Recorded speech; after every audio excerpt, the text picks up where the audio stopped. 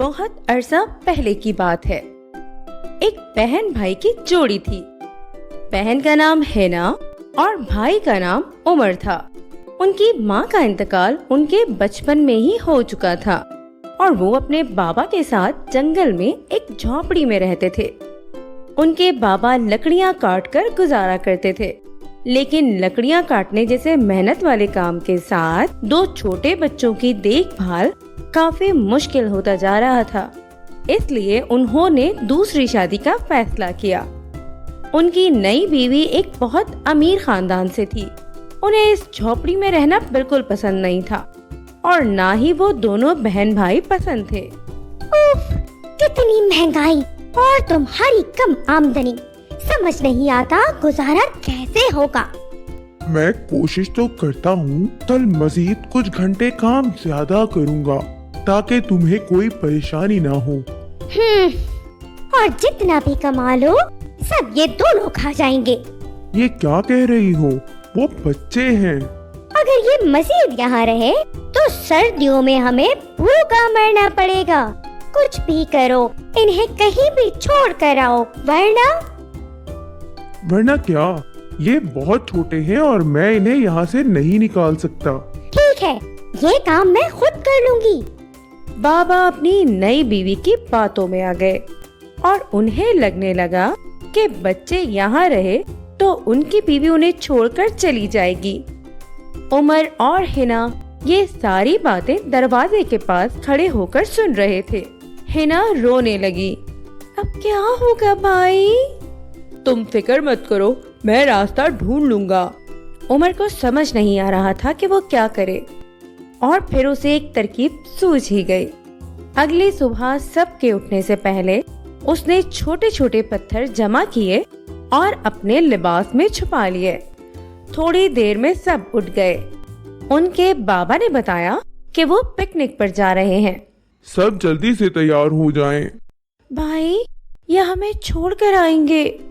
تم پریشان مت ہو، میں نے حل سوچ لیا ہے۔ راستے میں وہ جہاں سے گزرتے عمر پتھر گراتا رہتا۔ یوں وہ دور جنگل میں ایک خوبصورت جگہ پہنچ کر رک گئے۔ سارا دن وہیں گزارا۔ شام ہونے لگی تو ماں بابا نے بون فائر جلائی اور دونوں بچوں سے تھوڑی دیر میں واپس آنے کا وعدہ کر کے وہاں سے چلے گئے اور پھر واپس نہیں آئے۔ رات گہری ہوتے ہی جنگلی جانوروں کی آوازیں آنے لگیں۔ عمر اور ہنا خوف کی وجہ سے آگ کے پاس ہی بیٹھے رہے۔ کچھ ہی دیر میں چاند نکل آیا اور اس کی روشنی چاروں طرف پھیل گئی تو عمر اور ہینا نے چلنا شروع کیا۔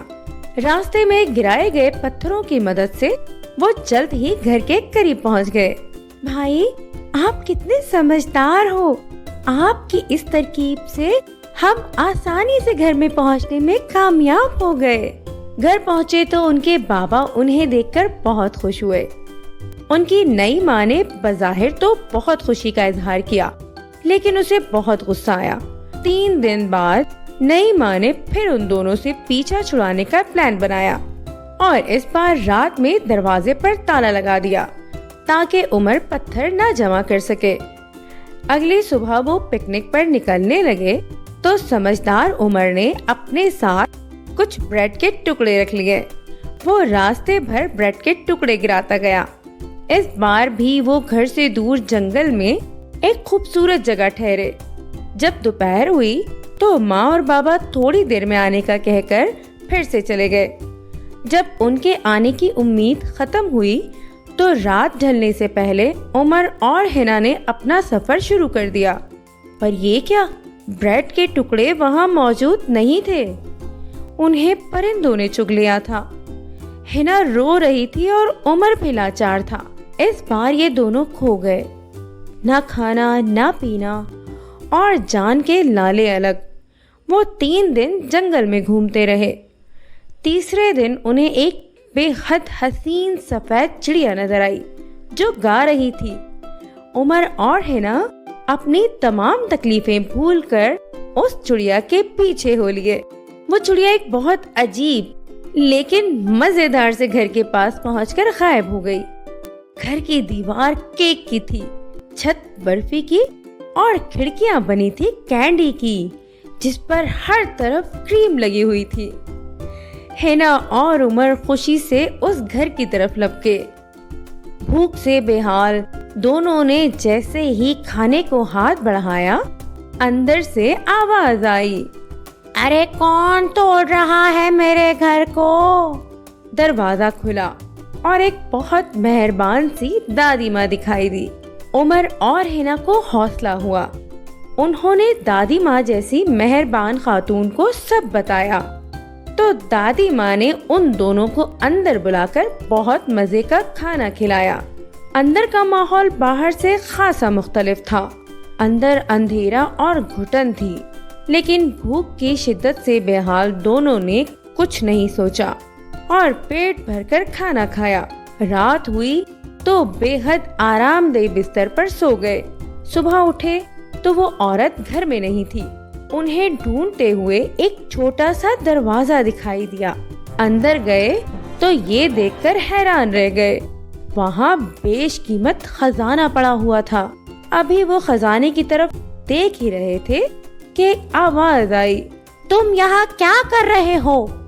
انہوں نے مڑ کر دیکھا تو وہ مہربان دادی ماں جیسی عورت چڑیل کے روپ میں ان کے سامنے کھڑی تھی، اور اس نے یہ سب ان دونوں کو تہہ خانے میں بند کرنے کے لیے کیا تھا۔ عمر اور ہینا بے اختیار بھاگنے لگے اور دروازے کی طرف لپکے، لیکن دروازہ بند ہو چکا تھا۔ چڑیل نے عمر کو بالوں سے پکڑ کر ایک پنجرے میں بند کر دیا اور ہینا کو گھسیٹتے ہوئے کچن میں لے آئی۔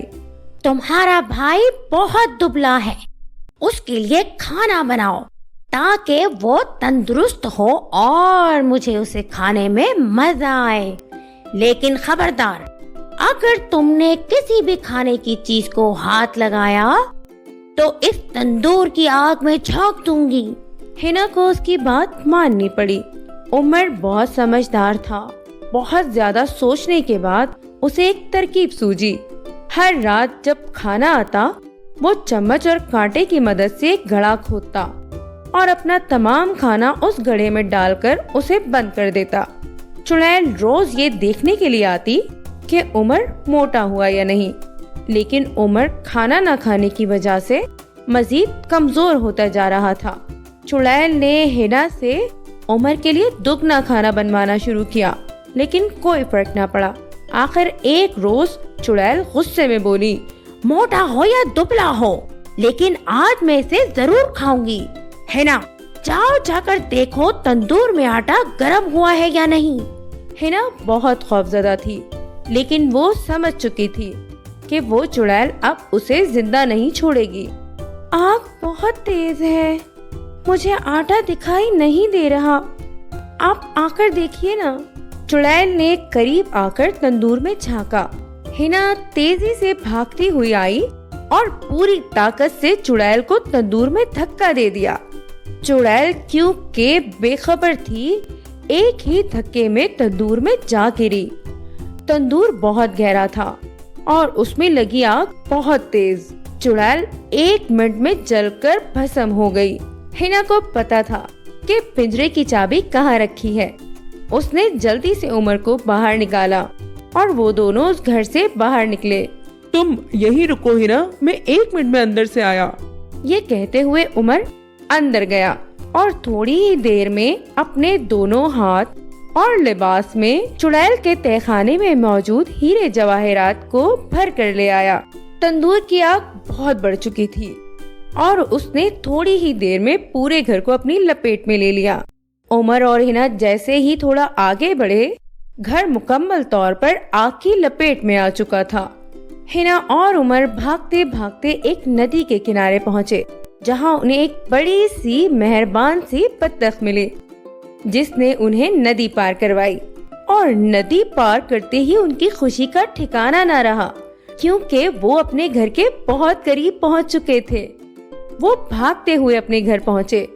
اپنے بچوں کی زندگی سے مایوس بابا نے جب اپنے بچوں کو اپنی آنکھوں کے سامنے زندہ پایا تو خوشی سے رو پڑے۔ روتے روتے بتایا کہ ان دونوں کے کھو جانے کے بعد कुछ ही दिनों में नई माँ उन्हें छोड़कर अपने घर वापस चली गई थी। बाबा ने इन दोनों को बहुत ढूंढा पर वो उन्हें नहीं मिल पाए। मुझे माफ कर दो मेरे बच्चों, मैंने बहुत गलत किया तुम लोगों के साथ। मैं बहुत पछताया, तुम लोगों को बहुत ढूंढा। मुझे माफ कर दो मेरे बच्चों। उमर और हिना ने जब अपने बाबा को रोता देखा तो सब भुला दिया। बाबा आप मत रोएं, मैं और हिना आपके लिए कुछ लाए हैं। ये है वो हीरे और जवाहरात जो उस चुड़ैल के तहखाने में थे और वहाँ से भागते हुए कुछ हम अपने साथ लाने में कामयाब हो गए। इन कीमती पत्थरों को बेचकर वो एक बेहतरीन जिंदगी गुजारने लगे और फिर कभी इन तीनों को कोई तकलीफ नहीं हुई।